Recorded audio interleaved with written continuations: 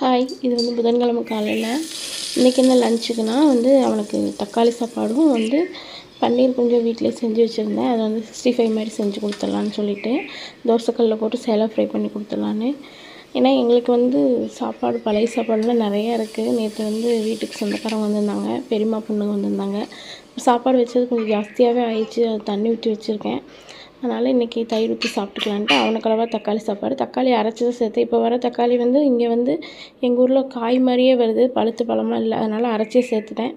அப்புறம் பன்னீர் நல்லா சாஃப்டாக இருந்துச்சு. அதை கட் பண்ணிவிட்டு சிக்கன் 65 மசாலாவை லைட்டாக போட்டு பரட்டி, உப்பு கூட போடலை நான், அதுலேயே உப்பு இருக்கும். அப்படியே தோசைக்கல்லில் லைட்டாக எண்ணெய் ஊற்றி சேலோ ஃப்ரை பண்ணி எடுத்துட்டேன். அப்புறம் ஸ்நாக்ஸுக்கு நேற்று வாங்கிட்டு இந்த முறுக்கு பிஸ்கெட் இருந்துச்சு, அதில் ஒன்று வச்சு அவனை ஸ்கூல் தாட்டி வரலையா?